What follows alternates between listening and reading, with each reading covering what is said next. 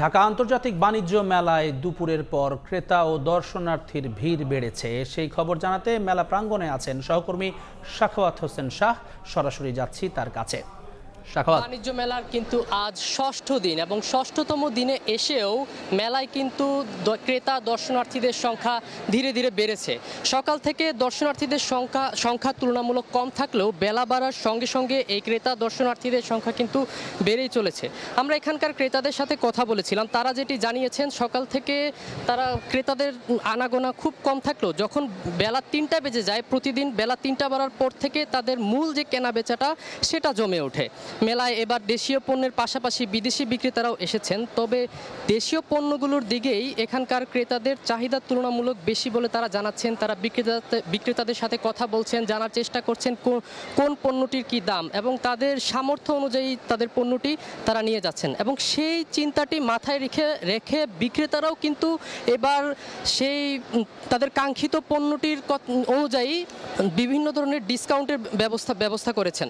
এর মধ্যে রয়েছে রান্নাবান্নার প্রয়োজনীয় জিনিসপত্র, কুকারিজের জিনিসপত্র, বিশেষ করে দেশি পোশাক, যেখানে মহিলারাও চাচ্ছেন তাদের প্রয়োজনীয় দেশি পোশাকটি নিতে। আর পুরুষদের জন্য যেটি প্রতি বছরই আমরা দেখতে পারি যে ব্লেজারের দোকানগুলোতেও রং বেরঙের ব্লেজার এবং বিভিন্ন মাত্রার ডিসকাউন্টের ব্যবস্থা করা হয়েছে। তারা বিভিন্ন ধরনের ডিসকাউন্ট দিচ্ছেন।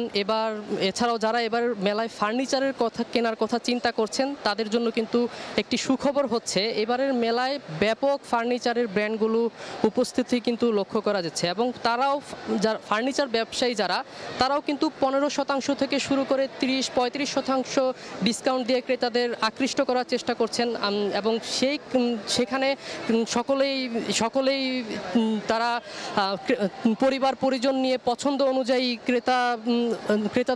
বিক্রেতাদের সাথে পছন্দ অনুযায়ী কথা বলে নেওয়ার চেষ্টা করছেন। বিদেশি স্টলগুলোর ক্ষেত্রে আমরা দেখতে পেরেছি যে শাল কিংবা এই জাতীয় পোশাকগুলো, যেখানে নারীদের উপস্থিতি বেশ ব্যাপক এবং তারা চেষ্টা করছেন তাদের পছন্দ মতো শালটি কিনে নিয়ে যেতে। আর এক্ষেত্রে কাশ্মীরি শালগুলোর ক্ষেত্রেই ক্রেতাদের কিন্তু আগ্রহটা খুব বেশি।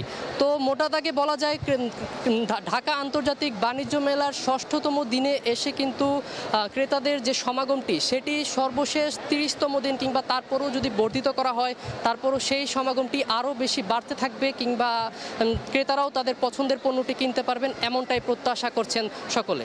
তো এই ছিল ঢাকা আন্তর্জাতিক বাণিজ্য মেলা থেকে আমার কাছে থাকা সর্বশেষ। ঢাকা আন্তর্জাতিক বাণিজ্য মেলা থেকে যুক্ত হয়েছিলেন সহকর্মী সাখাওয়াত হোসেন শাহ।